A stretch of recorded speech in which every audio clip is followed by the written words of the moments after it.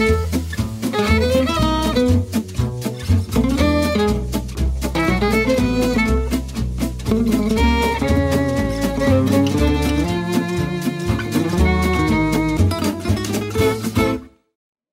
everybody, welcome to this episode of the French Kiss Life podcast, where we explore what it means to live artfully and well. I'm Tanya Lee. I am a certified master life coach for 10 years now, and I'm also the creator of the Slim, Chic, and Savvy Immersion experience. And I have a special treat for you today. I'm bringing on a member of the French Kiss Life community who I absolutely adore. We have a lot in common, and I think our biggest commonality is our love and curiosity for life. So without further ado, I am going to bring on Miss Dahlia Constantine. Welcome. Thank you. I have to brag on you. I have your bio here, and it's super impressive. So it's always good for people to get a sense of who you are. And one of the things that I love about you is your love of education and your love of children. So let me just tell everybody how amazing you are, just for a quick moment. How's that sound? Okay. So Dahlia is a doctoral student in curriculum and teaching at Teachers College at Columbia University. And she was previously a public school teacher for over a decade in New York, California, and Virginia, where she had the privilege of teaching students from all around the world. Having lived and attended schools on multiple continents, she loves exploring all of the learning that communities offer outside of the classroom and the relationships between individuals and their communities. Dahlia lives in New York with her amazing husband, Justin, who I've met, who I also adore. And they love exploring new neighborhoods every weekend and new cities and countries several times a year. And at your core, Dahlia, you are an explorer and a lover of life. And so welcome to the podcast, my friend. I'm so excited. So we were chatting a little bit before we got started, and I asked you if it was okay to call you out on being a reformed perfectionist. So are we okay with putting that label on you? Totally. As long as have performed as part of it. Yes. So I remember when we were working together, like you had so many things that you were really excited about doing, but there always seemed to be a reason why they were not getting done. So tell me what shift happened for you. Well, I realized that I could do things perfectly down to the minute, have every letter in place and have nothing accomplished or, so I'll give an example of I've been wanting to write children's books, and I was an elementary school teacher for a long time, and I love stories and how they bring kids together, how they speak out individually, but how they bring communities together. And I have all these stories I want to tell, and they all just stayed right here or maybe on my computer because it wasn't just right. I didn't have the character just right. I didn't have the perfect opening line. And after my work with Tanya, I was like, well, this perfectionism, after 10 years, I have 0 books, or I could do it imperfectly and have, a book or 2 or 3. And that's the big thing. And I was telling Tanya before the call that it still comes up when I was writing that oh, this is a horrible first line. No one's going to want to read this book. A kid will pick it up and put it down. And I had to keep going through that. And that still comes up, that perfectionism. But I'm like, all right, girlfriend, thank you for letting me know it's not perfect. And I'm going to keep writing anyways. And I'm going to send this book off anyways. Yes. And tell me what tell the audience what you just told me before we got on the video. I just did 3 picture books, one for a writing camp where we get to work with these published authors and they give us real critiques, and 2 to a writing contest to win a publication contract with a children's publishing book house. And I have to tell you, I've been wanting to enter this contest. It's called the New Voices Award for 6 years. 6 years. Sorry. Years. It's based on my niece who was 6 years old when I started, and she's 12 now. And she's like, this is about a little kid. And I'm like, well, yeah, when I started the story, you were a little kid. But I did it this year. I did it. And It's off in the world now. Now, who knows what will happen with it? but it almost doesn't matter if it gets accepted or not. Yeah. It's about me, it's about the process and me sending it in, because now I have that momentum going and I'm like excited to keep writing and keep sending things off. It's so good to see you so excited, right? Because, it's funny how we can stop the momentum. And if you look at perfectionism, it's just a fancy form of fear, right? Right? At least you're fancy about it. But no, truly, it's that fear of, what if it's rejected? What if it's not good enough? What was your big fear of putting your work out in the world? Well, I'm a doctoral student, so that tells you I'm kind of a nerd. Mm. And I was always a good student growing up. And my mom has some hilarious stories, because when I was young, I lived in Egypt and I went to prep school, and we have you're ranked every month, first, second, third in every subject starting in first grade. And if I wasn't in first place, I kind of would have a tantrum. And my parents are these two really easygoing hippie like people. And I would have this storm. And I think so much of my identity, I think like a lot of women, is derived from being a good student, doing everything right, and being number one. And over time, it became less about in competition with other people, but like I had to be at my best at all times. And I couldn't have something with my name on it be crappy work. Like, yeah. and then the result is you don't put work out there. And I didn't do anything, right? Like, and it's like, great, I have no crappy work because I have no work. So that, not a good formula, especially for those goals and dreams we have where there isn't, we're not in school anymore. Like, I have a paper for class, I will get it done and I'll do well. But if I have this dream of writing a children's book or making jewelry, which is a new class I'm taking, because there's no like life force pushing on it, just my own desires, those are the things that could easily just get pushed aside because of that perfectionism. So I'm glad I'm working on it now. And even if it comes up, I get to talk to that voice and tell her to calm down, and I'll take care of her. Yeah. No, it's so true. Like I think about my own journey with perfectionism, because it's something so many women can relate to, right? And how we learned it, it's different for all of us, but it's this desire to only put out this perfect self. And in reality, it doesn't exist. And so we keep putting our lives on hold day after day after day. And it really, for me, it boiled down to fear of, what will people think? What if I'm rejected? But imagine not being afraid of that, right? And it's something we talk about a lot, being comfortable with rejection, being comfortable with people's criticism. That's when you really can get that momentum and just start putting your best work in that moment out into the world. So I am so excited to see your children's books. Me too. I want to sign copy, my friend. Yes. So you joined Slim Chic and Savvy, I think back in 2016. Yes. Yeah. And I don't know that we've ever talked about this, but from the outside, you have an incredible life, right? Yeah. You've got an amazing husband. You live in a great apartment in New York. Like a lot of women, it's like you should be extremely happy, right? But there's something within a lot of women in that predicament, myself included. It's like something's off, right? And so I'm curious, if you can think back to 2016 when you joined, what was it you were looking for? That's a great question, because I think about that all the time at that time period. It was my first year of my doctoral program. I had won this prestigious fellowship, all this funding attached to it, and, stuff that looks good on your resume. We have this beautiful apartment here in New York, and my husband and everything. And it was a big moment because I had left teaching after a long time, and teaching was so much part of who I am and working with kids. And it was this transition point where I could feel some of those things that creep up for me, the perfectionism, that, only doing things that I know ahead of time I'm going to be good at.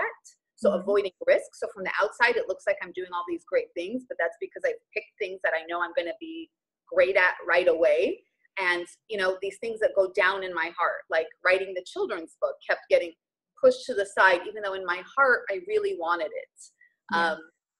Art classes, because I come from a family of artists and I am like awful stick figure girl. but wanting to take collage and jewelry making classes, just because it makes my heart happy for no other reason, but being afraid that I'm going to suck and be really awful at it. And I could see that like from the outside, and sometimes like what looks great from outside can still be mediocre for us on the inside if we're not like following those heart passions. Yeah. And I thought, I'm starting this new chapter. We're in a new city. I'm on this new path of this doctorate, which, as intense as it is, anyone who's a teacher knows it's not that like 16-hour day of teaching, especially elementary school. So I have like just a little bit more openness, and I really wanted to like live it fully and really like, take advantage of it and go all in and not just half do my life, which even if for other people it looks like I'm going 100%, we all know on the inside when we're doing it halfway. Yeah. And that's like I wasn't 100% me. Yeah. So what was the biggest shift that you made? So the biggest shift is related to my word of the year, which is actually alchemy. And it's this idea of taking everyday consistent action and that like turning lead into gold of alchemy. But the lead is just like the everyday, the mundane, the repeated action that's what really shifts our life. Like I'm really good at like big dramatic action, moving to another country when I knew my first marriage wasn't working, getting a divorce. But it's those everyday consistent things that really that's what our life is made of, from my beauty routine every night to exercising every day to being a woman who, when I say I'm going to do something, I do it, that intentionality with my word. And for me, it's that everyday consistent practice, even when I don't feel like. This is so good. It's so good because how many of us say, I just don't feel like it. And, I talk about this in Slim, Chic, and Savvy. You can live your life based on desire or your mood. And if you live your life based on your mood, chances are it's not going to be a great life because our emotions, they come and go, they ebb and flow. And so there's something about showing up for what you want, even when you don't feel like it. So I'm so glad you brought that up, as well as the daily practice, because a lot of women will say to me, I get it intellectually, but it's when you start practicing it day in and day out that you start to see results in your life. So what does the practice look like for you? Your daily practice? Yeah. For me, I decided to have some non-negotiables, and you had talked about this on a call, I think my first time in SCS. We all have things that are non-negotiable and we do them, even if we think we're not disciplined. And, for example, I grew up in a Middle Eastern family and later in LA. So I'm going to say vanity is part of my upbringing. So I'm never going to leave the house unless I look nice. It just doesn't matter. I'm, never going to not make dinner and put together healthy dinners, so I have areas where I was consistent in, but so I knew I could do that, but why wasn't I doing it in things that mattered, like creative writing every day? Yeah. So I decided to develop some non-negotiables in the areas. So my 3 big goals right now in my life are my creative writing, my dissertation, and being at my healthiest. So I decided no matter what is going on that day, I have 3 non-negotiables. So for my creative writing, it's reading 1 picture book or writing 15 minutes a day. For exercise, it's to do a 7-minute workout, strength training. Like if I can't do anything else, I do that. And for my dissertation, it's to read 1 article or chapter a day. So no matter what is going on, even if it's a day where I'm like, I just can't do it, I have these non-negotiables and I've said I'm going to do them. And combined, they might take an hour total. So even on my day, I'm doing them. But, what typically happens is you start and those first 15 minutes are really, I don't want to. Like our inner toddler takes over. Like, I don't want to do it. And then you're like, come on. And one of the things, Tanya, you do a really amazing job of teaching us, one of the millions of things, is that just being ready for that voice of like, I don't feel like exercising. I'll just do it tomorrow. I live in New York. I walk around all the time anyways. And then slowly it becomes, okay, well, I can put out my exercise clothes in my bathroom on the sink. So when I wake up in the morning, they are there and I can put them on. Or I can have the article, printed out and ready to go for me the next morning. And that way it just eases my day. So, it starts with these non-negotiables, and then you start building these like structures around them that just create this really streamlined rhythm to the day. Yeah. And I'm so glad you mentioned that, because a lot of women don't want that structure because they think it takes away from their freedom. I don't know about you, but for me, it has given me so much freedom, right? Because I was wasting time. I wasn't really getting momentum towards what I wanted. And I was framing it all in, I'm a free spirit. I don't want structure, right? It was like so dramatic. And I realized I was sabotaging myself day after day. And so now, like you, having those non-negotiables in place and knowing I'm going to show up to write at 10 a.m. no matter what. Not only do I produce a piece of writing, but it's how we get to feel about ourselves, of being the kind of women that show up.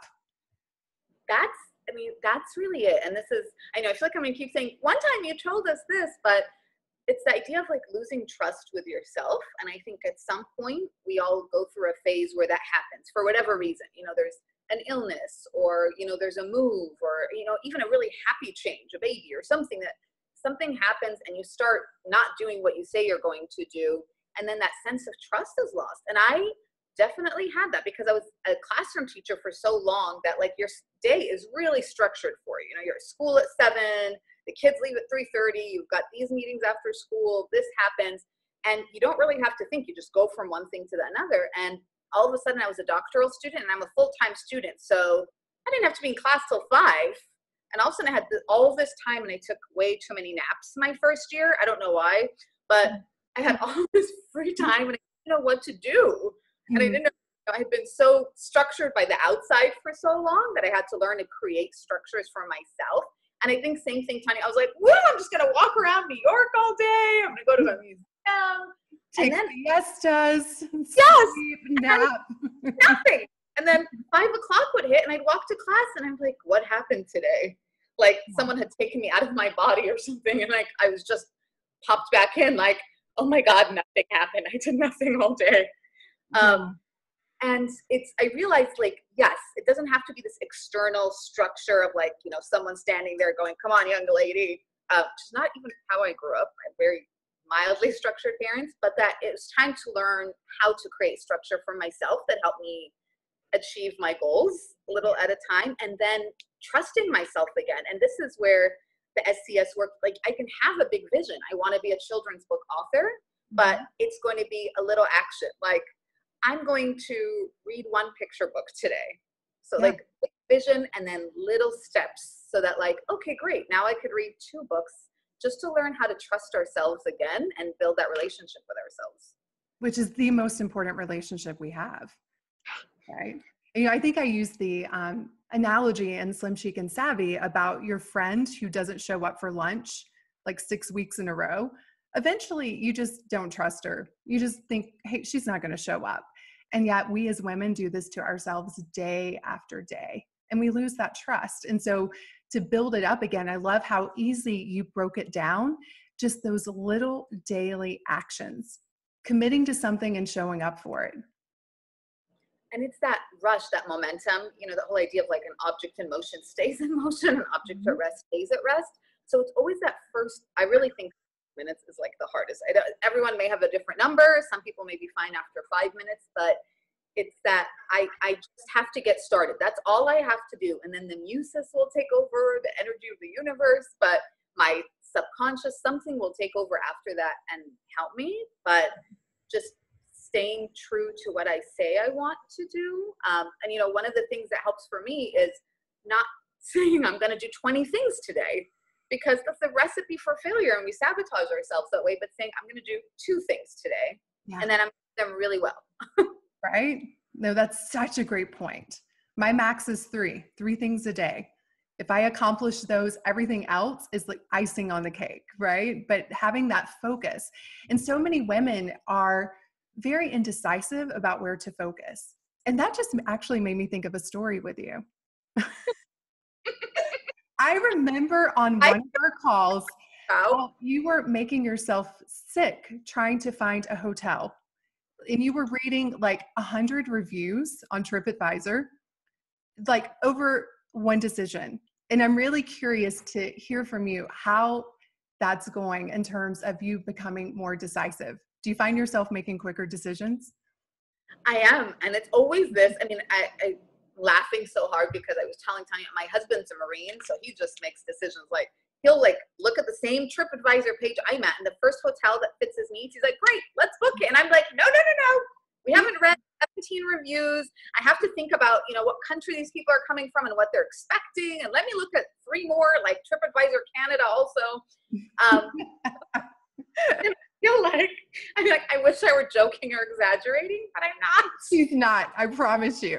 Look at me like, it's just a hotel. Like, just pick one.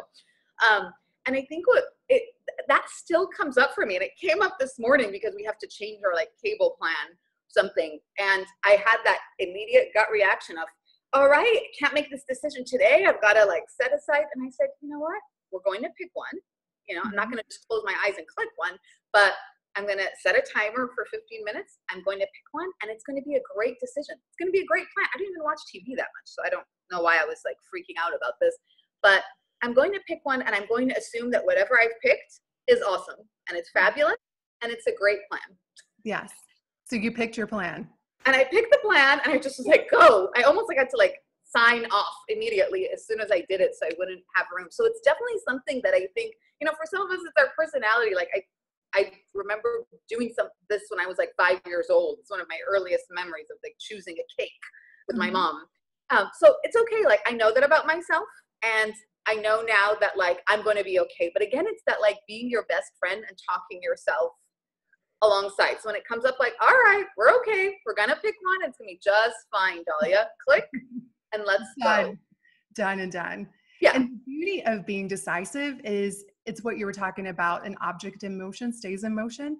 It gets life in motion. Indecision stops life, right? Yes. It's that lull of you can't move because you're not willing to make a mistake, right? That's usually why people are indecisive. Like, what if I pick the wrong one?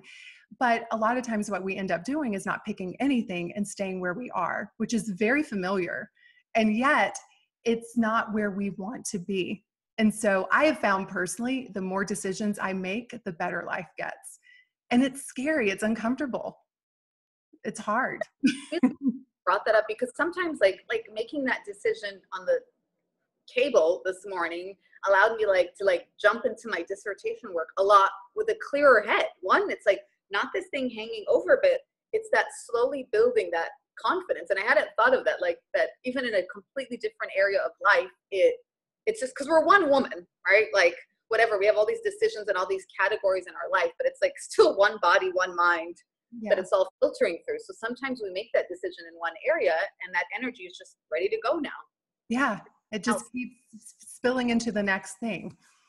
So yeah, I still think about that story. Every time I go on TripAdvisor, I think of you. I'm like, I bet Dahlia is on this website right now researching something. For 5 years, just in case. But it's really good to know it about yourself. One of the favorite assessment tools that I'm sure I mentioned to you is the Kolbe test. Yes. Right? And you are a classic fact finder. Oh, right? yeah. And for me, I'm a quick start. And I have to be very mindful of that because I will just jump in and then realize I probably should have researched this a little bit more before I did it, right? And so there's something about just being aware of your tendencies and its impact on your life. Is it serving you or is it not? And that's one of the best parts of SCS is like, you don't say, here you go, here's your 10-step program, you're going to do this on Monday, this on Tuesday, and so much is really uncovering who you are and learning to work with it. I mean, for those of you who have curly hair, obviously mine's curly, like we bring a lot of metaphors back to our hair, but of like knowing this is my hair and now how do I flow with it to make it beautiful? But in SCS, there's so many parts of my personality I just was an autopilot that I wasn't realizing, okay, this is part of me. Like I'm a fact finder, or I'm someone who tends to be a perfectionist or does this. And like, instead of saying, that's horrible, like get rid of that part of your personality. Like, why do you have such a crappy personality? It's like, all right, I know this about myself and I understand it. And how do I keep going with it? Right. Yeah. It's like working with it. The analogy I like to use is we all have some crazy parts of ourselves, right? We're all a little bit of a hot mess. whether it's perfectionistic tendencies, whether it's procrastination, whether it's fear of decision making. But there's a part of us that I feel like is that higher wisdom. It is that 90-year-old self who's lived an amazing life, who has so much wisdom to give us. And I always just ask, who do you want to be driving the bus of your life? You're still going to have all of those other parts on the bus with you. But if perfectionism is driving, you're probably not going to go far because she's going to be afraid of getting it wrong or driving to the wrong destination.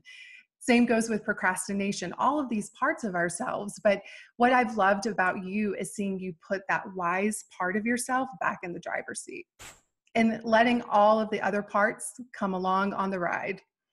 Yes. They pop up and you're like, oh, you're still here. Okay. But they're not going anywhere. But there's something about embracing them and also directing them that we're able to create amazing results in our lives. What is the thing you're most proud of?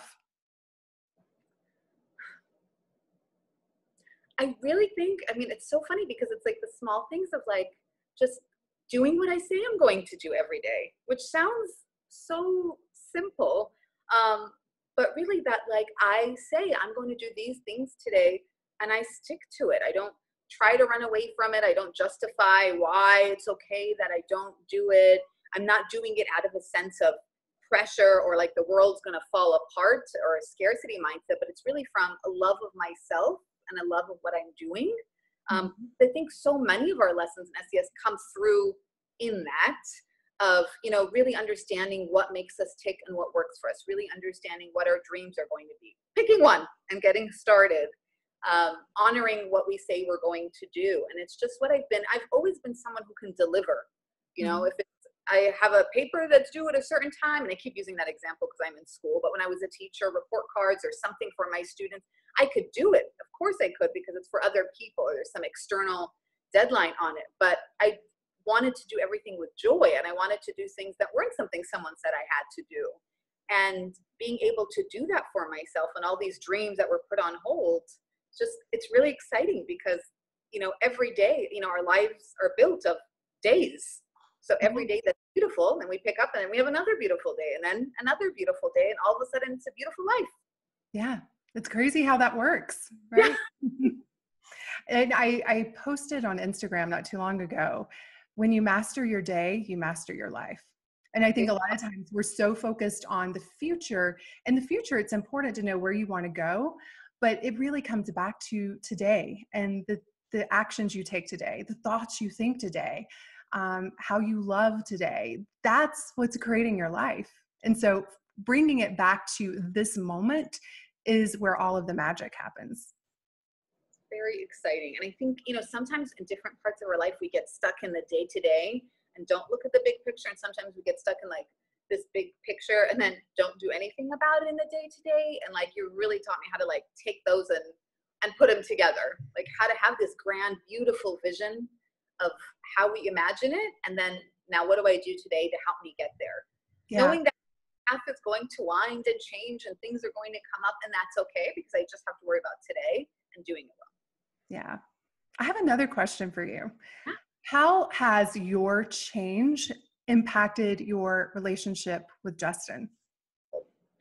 I love talking about Justin. Sorry. Justin, we love talking about you. Yeah. It's really funny because he went through a coaching program right before I went through SCS. So he was like, learning to talk in different ways. But for me, it's just this extra appreciation of him. And my husband is really amazing. He's been through a lot. He was, injured in the war and recovered and thrived in this beautiful way. So I've always had this admiration for him and this inspiration. But being able to step back, and even when he like does things that I think are a little weird or like he's moody one day, being able to sit back and really appreciate him as he is, that he doesn't have to, do these, stand up and give a speech about recovering, for me to appreciate him just in that every day. And it's that like sense of comfort we develop with ourselves and providing whatever we want for ourselves and not needing it from someone else. And like Tanya always says, not outsourcing your emotions to other people. I mean, I'm a little dramatic. So there are occasional times, very rare, where I find myself saying something like, you didn't tell me I'm enchanting today. Why wouldn't you tell me I'm enchanting? So just it comes up. But really having that pressure off, again, wish I were exaggerating, but which is why I love her. Like, does anyone say that out loud?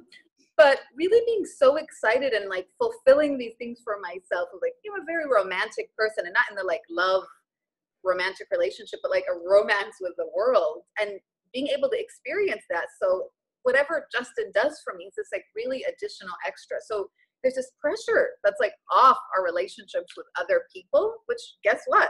Makes them even more amazing and exciting. So I feel like really just getting to see him without any expectations, just loving him and letting him be who he is, and then being able to do what I want to do and romance myself in a way, just makes all the romance in the relationship a million times better. Oh my God, you just said that so beautifully. So beautifully. And it's so true. We have all of these conditions on our relationships, and it ends up causing us so much suffering. And if we can just let people be who they are, and then we decide who we want to be, it's amazing how the relationship improves. Yeah. Because you're right. It's like the pressure is off and everybody just gets to take care of themselves. And as a result, you have so much more to bring to the relationship. And I'm still right there. I'm practicing this right alongside you, my friend, because I can be dramatic too. And I'm a not so hopeless romantic. So I think everybody should be, especially anyone I'm in a relationship with. Yes. Right. I love poems. Not too much to ask. Until our expectations aren't met, and then we end up suffering because of it. So yeah. Like learning to see the way, we talk about love languages and different ways people communicate and all that. And when we're like chilled out and just in appreciation mode, we see how much love people are putting out for us that we may not have seen before because we're filtering it through my sunglasses or whatever. Yeah. Nice to see the beauty in everyone around us and how much love they have. Yeah, it's so, so true. So in wrapping up, I'm really curious to hear from you 3 ways that you French kiss life every single day. Ooh. Okay. Well, I love prep for this. I go for a walk every day. Now, I live in New York. I live in Manhattan, but I love nature, as you can see by the trees. I think you can see them behind me. But that's actually one of my non-negotiables. I go for a walk without anything. And sometimes it's really only 15 minutes, depending on the day, but usually it's longer. And I just try to look for all the beauty around me. Now, I think there's some people in my neighborhood that think I'm a crazy bird lady, because like pigeons in New York are kind of equivalent to rats by most people. Yes. But they are quite beautiful in their feathers and the colors and like the iridescent feathers. And I just enjoy them and other things. I don't just focus on pigeons, but just take a walk for appreciation and just try to be really there. We talk about mindfulness and presence, and for me, that's nice, but it's easier to do that if I'm just walking looking for beauty. It allows me to do that. And it's just, I walk around, and Tanya always says, like, the sun came up today and I didn't have to do anything about that. That's how I feel. Like, there's an amazing cathedral. Look at this tree, or look how funny this kid is on a skateboard who almost ran me down, and seeing the beauty in that. So that's definitely one. I always have an afternoon tea time. And again, sometimes that's like 5 minutes and I'm standing in the kitchen having it. And sometimes that's sitting in a chair looking out at the sun and the trees. But it's just that time of calm and peace. And it's a reminder that I'm a woman who lives in abundance, that, life's okay. Life's pretty great. And I have time to just sit and really enjoy the tea. And the third thing is I just pick something inspiring to read every day. I love Mary Oliver poems, so that might be it. It might be a magazine that I love called Bella Grace, but just words are, and I know this about myself, that words make me tick and words inspire me. And I have Oh, there she went. There she's back. I'm here. I don't know what happened. Sorry. All good. I love words. I make sure that I read something inspiring. Usually it's a poem, but if not, the magazine article that are not informative. They're just inspiring and beautiful. Yeah, I love that. So if you could offer words of advice to a woman who feels stuck, maybe she's stuck in perfectionism, maybe she is stuck in procrastination, or maybe she just feels stuck in life in general, what advice would you offer her? I would say to pick one small thing and get started with it. So for me, I have like 20,000 goals. I'm going to be an expert in all these languages. I'm going to make jewelry. I'm going to live here. But I decided, this year I'm going to start with the children's picture book. And then I picked one small thing to do a day. Like even when I wasn't ready to start writing, I said, I'm going to read one picture book a day. And I think it's those setting goals for ourselves that we know we can meet. And that doesn't mean we dumb down our goals, but it does mean making them small enough that we can achieve them, because it's that sense of achieving it and working towards it that I think is actually more important than whatever the goal is itself. Yeah. It's, again, building that trust. So picking something that you can do and that you're going to enter in with ease allows us to build those muscles, because it is a muscle that, like, getting unstuck is a muscle like anything else, and it needs to. And I think for me, so I'm guessing for a lot of other people, because I don't think we're that unique sometimes, is that instead of saying, okay, I have my master writing class, I'm going to write 10,000 words a day, and I'm going to read all these books, I'm going to join this committee and this, of like, I'm just going to read one picture book, and I'm going to really enjoy it, and then the next day I'll read another one, really gets us out of our unstuckness or out of our stickiness pretty quickly and pretty smoothly. I love that. Breaking it down into small, doable tasks, because that's how we get to anywhere. It's one little step at a time. So thank you so much for sharing your wisdom. I love you to the moon and back, and I'm so excited to see the incredible life that you're creating. It's so inspiring. Thank you. Thank you for being on the podcast. Oh, my pleasure. Thank you, everyone. Enjoy Tanya. Relish her. Cheers. Bye. Bye. Hey, before you go, I always like to say French Kiss Life is what we do, and Slim Chic and Savvy is how we do it. If you are interested in creating your own success story, come check us out at slimchicandsavvy.com.